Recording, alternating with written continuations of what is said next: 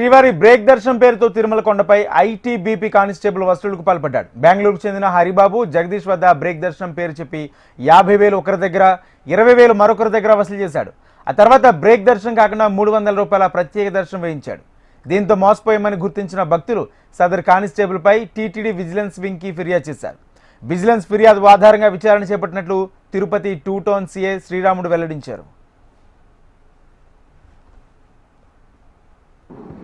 నిన్నటి దినం మనకు విజిలెన్స్ వారు ఒక ఫిర్యాదు ఇవ్వడం జరిగింది.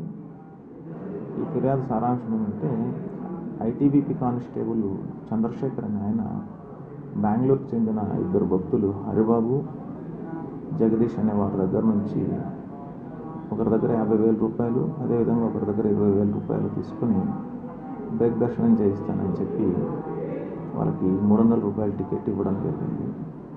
దాన్ని గుర్తించి విజిలెన్స్ అధికారులు ఫిర్యాదు ఇవ్వడం వల్ల దాని మీద కేసు నమోదు చేయడం జరిగింది. దర్యాప్తు చేసి తదుపరి వివరాలు మళ్ళీ వెల్లడిస్తారు.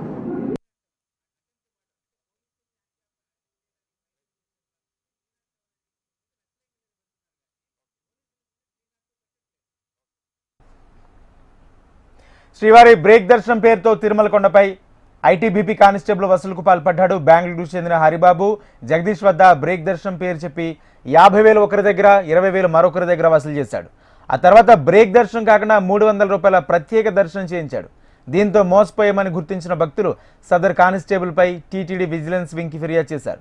విజిలెన్స్ ఫిర్యాదు ఆధారంగా విచారణ చేపట్టినట్లు తిరుపతి 2 టౌన్ సీఐ శ్రీరాముడు వెల్లడించారు. ఇదే అంశానికి సంబంధించి పూర్తి అప్డేట్స్ మా ప్రతినిధి రామ్ అందిస్తారు. Ram.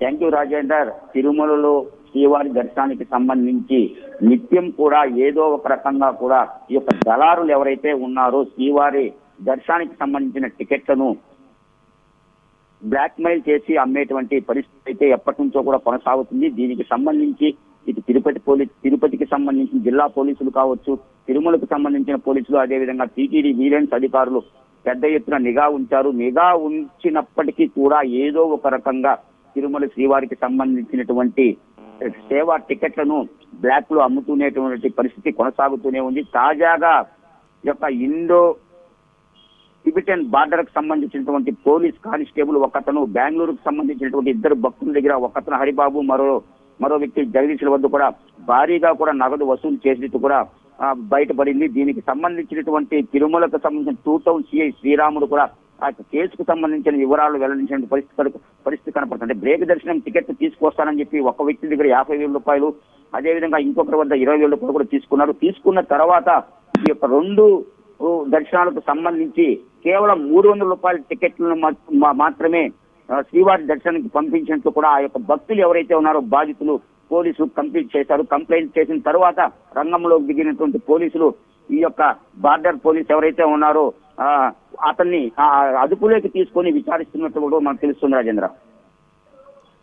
Right, thank you Ram.